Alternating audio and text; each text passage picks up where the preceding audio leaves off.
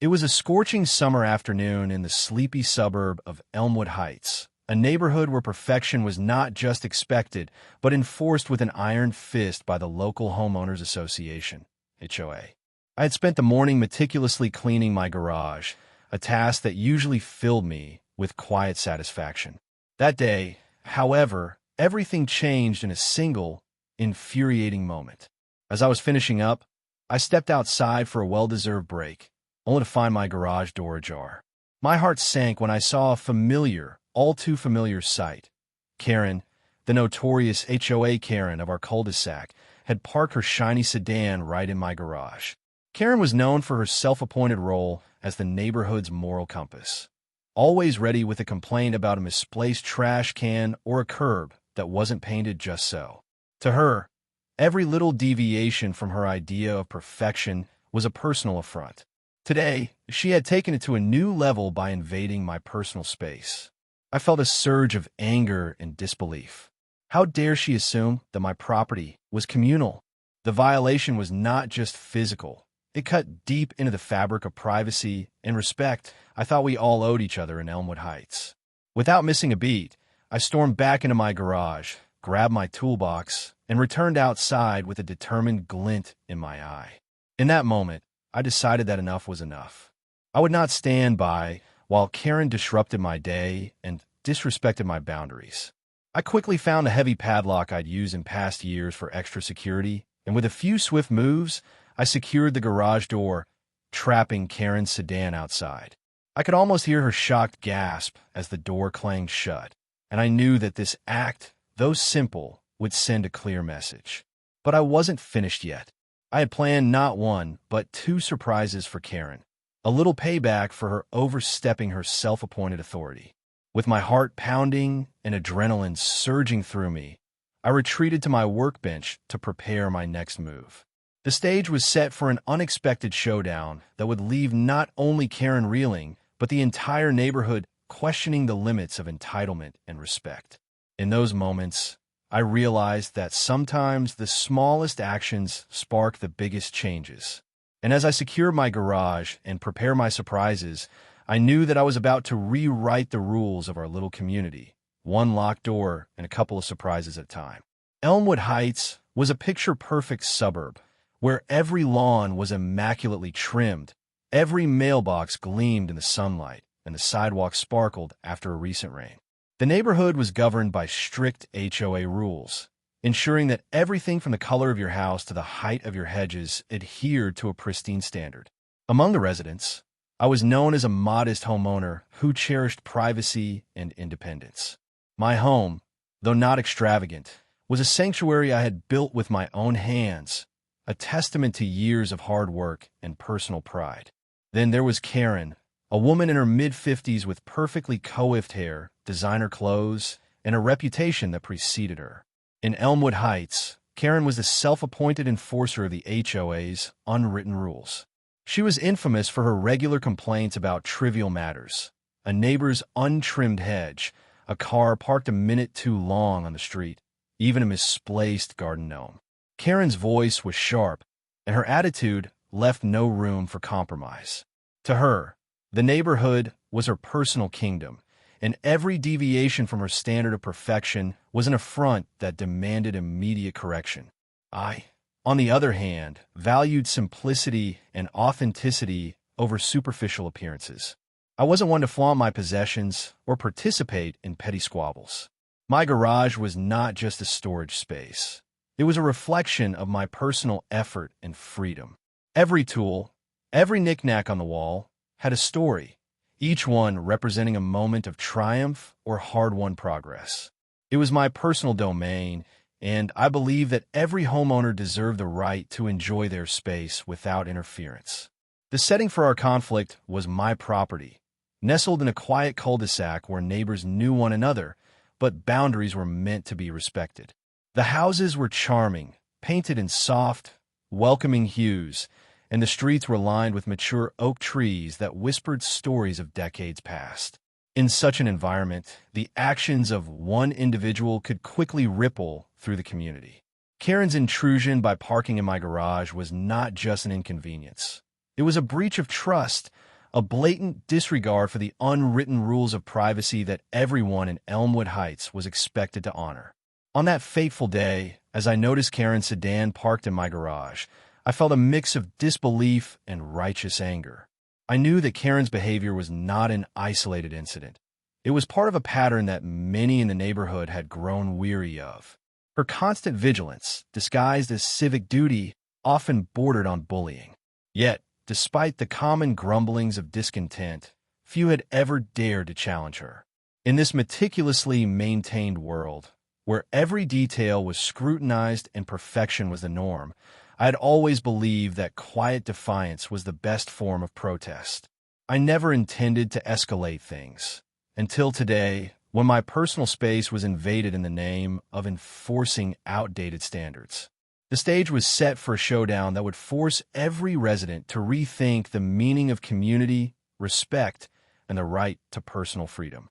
As I locked my garage and prepared my two surprises, I realized that this was not merely about one misplaced car. It was a microcosm of a larger battle against entitlement and prejudice. And in that moment, I resolved that change would begin with me, a change that would challenge the very foundation of what Elmwood Heights stood for. The moment the garage door clanged shut, a hush fell over the cul-de-sac. Neighbors, who had gathered to see what was happening, exchanged curious and hushed whispers. Karen stood in her driveway, her expression a mix of shock and indignation. She fumbled with her phone as if trying to comprehend what had just transpired. I could hear the muffled sound of her exasperated voice as she tried to call someone, perhaps a friend, perhaps the HOA board, demanding an explanation for the sudden blockade. From the other side of the street, murmurs of support began to spread among those who had long grown tired of Karen's domineering ways. Finally, someone put her in her place. One neighbor whispered, a tone of relief threading through his words. Others nodded in agreement, their eyes gleaming with a sense of vindication. The balance of power in Elmwood Heights, it seemed, was starting to tip. As I retreated into the house to prepare the rest of my plan, the tension outside mounted. Several neighbors stepped forward to take pictures and record videos of the unfolding spectacle. Social media buzzed in real time with snippets of the incident, and hashtags like #LockItDown and #PrivacyMatters began to circulate among the residents of the cul-de-sac. What had initially seemed like a petty dispute was rapidly evolving into a public statement against unwarranted intrusion and bullying behavior. Inside my garage, I prepared my first surprise. I had a pair of custom-made warning signs that read, "Respect others' property," in bold, unapologetic letters. I planned to leave one sign conspicuously on the garage door, visible to anyone who might dare to test the boundaries again. The second surprise was a small video message I had recorded earlier, one in which I calmly explained the importance of personal boundaries and respect, a message intended not as an attack, but as an invitation for the community to rise above outdated prejudices. The digital evidence being captured by the neighbors grew more compelling by the minute. A local blogger, known for exposing neighborhood injustices, was already live-streaming the scene. His commentary was sharp and incisive. Today, we witness a turning point. Karen's long reign of petty rules is being challenged by a simple act of defiance. And this act isn't just about a car in a garage. It's about every homeowner's right to privacy and respect. His words echoed throughout the online community, galvanizing support for the cause and putting pressure on the HOA board to take notice. Meanwhile, Karen, still reeling from the shock of her car being locked out, attempted to rally her usual allies. She called a few of her self-appointed neighbors watch friends, demanding that they help her get her car out immediately. But the response was not what she expected. Many of those she reached out to had grown weary of her constant meddling, and some even hinted that her behavior was becoming a liability rather than a service to the community. As the minutes turned into an hour, the atmosphere grew charged with anticipation. The digital footage, now circulating widely, captured every detail, from Karen's increasingly frantic attempts to unlock the garage to the supportive murmurs of neighbors who cheered quietly from the sidelines. The two surprises I had prepared remained hidden, waiting for the perfect moment to be revealed. a moment that would send a clear message about the importance of mutual respect in our community. Every whispered conversation and every shared video clip added to the mounting pressure. The incident had evolved from a personal dispute into a symbol of resistance against the overreach of authority and prejudice. And while Karen's indignation began to falter, the collective voice of the community rose steadily in support of the right to personal space and dignity. The stage was set for a dramatic escalation, one that would force not only Karen but the entire Elmwood Heights neighborhood to confront the values they claimed to hold dear. By the close of the day, what had begun as a seemingly minor infraction was now a flashpoint for deeper issues of entitlement, privacy, and respect. The digital evidence was irrefutable, and the community's call for accountability was loud and clear. The seeds of change had been sown, and every resident, whether in silent support or quiet defiance, understood that the balance of power in Elmwood Heights was about to shift irrevocably. In the days that followed the incident, the story of my locked garage and the two surprises quickly spread through Elmwood Heights and beyond. Social media platforms buzzed with reactions, and hashtags like #LockedOutKaren and #PropertyRespect trended locally. What had started as a personal act of defiance had evolved into a powerful statement against a culture that allowed entitlement to go unchecked. Local news outlets picked up the story, and soon video clips of Karen's frantic attempts to retrieve her car were being broadcast across community channels. In interviews, several residents expressed their support, stating that Karen's behavior had long overstepped acceptable boundaries. "We've all had enough of being told what to do by someone who thinks she owns the neighborhood," one resident declared in a candid interview. These voices of dissent resonated with many, and the incident became a rallying cry for respect and accountability. At the same time, the HOA board found itself under intense scrutiny. For years, Karen had been one of its most vocal supporters, using her influence to enforce strict, often arbitrary, rules. Now, her actions were backfiring, and members of the board were forced to address the growing backlash from residents. In a closed meeting, the board debated the incident heatedly. "This isn't just about one car. It's about every resident's right to privacy," argued one member. "If we let this slide, we signal that abuse of power is acceptable," another countered. The tension within the board mirrored that of the wider community, and it became clear that systemic changes were needed. Meanwhile, the digital evidence gathered by my neighbors became a focal point of discussion.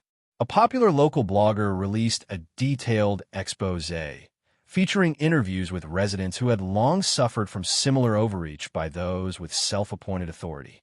Karen's antics are a symptom of a larger problem in Elmwood Heights, a culture that values appearance and control over fairness and respect, the blogger wrote, his post quickly going viral. The narrative shifted from a petty neighborhood squabble to a commentary on the misuse of power in a community that prided itself on order. Encouraged by the public outcry, several residents organized a series of town hall meetings to discuss how best to prevent such incidents in the future. These meetings were marked by impassioned debates about community standards, personal freedom, and the appropriate role of the HOA. "We need to ensure that every resident's voice is heard," one speaker argued. "We must challenge those who use their power to impose their narrow views on the rest of us," another insisted. The discussions were lively and sometimes contentious, but they laid the groundwork for a collective commitment to reform. In the midst of this escalating tension, I found solace in the quiet support of those who understood the importance of setting boundaries. My two surprises, one a custom-made sign proclaiming "respect others' property," and the other a video message advocating for community unity, became symbols of the fight against overreach. I began sharing them on local social media groups and at community meetings, and the response was overwhelmingly positive. Neighbors expressed their admiration for the courage it took to stand up against a long-dominant force of entitlement, and many echoed sentiments of, "It's time we all take a stand." As the digital evidence continued to mount and public sentiment grew, the pressure on Karen Davis and the HOA board reached a boiling point. The local police, too, took notice. Officer Linda Rodriguez, who had been reviewing the footage and records as part of the internal investigation, commented in a press release, "Our duty is to ensure that every resident's rights are respected. Incidents like these highlight the need for transparency and accountability in how we enforce community standards." Her statement added an official tone to the growing demand for reform. Public rallies outside the HOA office became a regular occurrence, with residents demanding that the board overhaul its policies and put an end to the abuse of power. Signs bearing messages like "Your neighborhood," "Your rules," and "Stop bullying," "Start respecting," line the streets, and impassioned speeches at these rallies galvanized the community into action. The collective determination to transform Elmwood Heights into a place where every homeowner felt valued began to take shape. By the end of the week, the story of the locked garage had morphed into a potent symbol of resistance against authoritarian overreach. The internal investigation, now bolstered by digital evidence and public pressure, promised that Karen Davis's actions would not go unchallenged. The narrative was clear: no one, regardless of their position or influence, had the right to impose their will on others without accountability. The rising tension had set the stage for a final, dramatic confrontation, a moment when the community's commitment to fairness would force a decisive change in the power dynamics of Elmwood Heights. The decisive moment came on a cool morning when a packed community board meeting was held at the Elmwood Heights Town Hall. The room was filled with residents, local officials, and media representatives, all eager to hear the final outcome of the internal review of the HOA's handling of the incident. With a calm, yet authoritative presence, the meeting's moderator, Councilwoman Teresa Grant, stepped to the podium. After a thorough review of digital records, security footage, and eyewitness testimonies, we have reached an inescapable conclusion. Councilwoman Grant began, her voice steady and resolute. "It is evident that Mrs. Karen Davis's actions, using a 911 call to forcefully remove a homeowner from his own property, were not only unfounded, but rooted in deep-seated prejudice. This misuse of emergency services is a betrayal of the trust we place in our community leaders and our HOA." A heavy silence fell over the room as Councilwoman Grant continued. "Effective immediately, the board has decided to suspend Mrs. Davis from all HOA responsibilities, and a full disciplinary review will be conducted. Furthermore, we are implementing new policies to ensure that every resident's right to privacy is protected, regardless of their background." Her declaration was met with a wave of murmurs and nods of approval, as residents realized that change was finally on the horizon.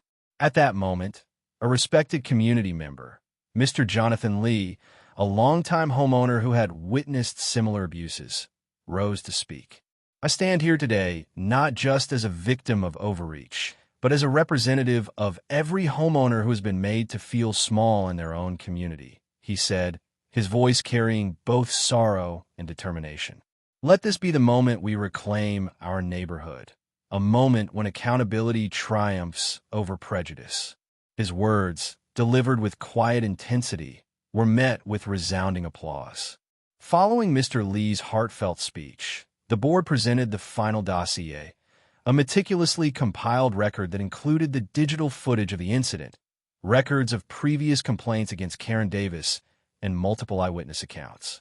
Every piece of evidence painted a clear picture that the 911 call was not made out of genuine concern, but was a calculated act of discrimination. The Internal Affairs panel unanimously supported the decision to take swift disciplinary action.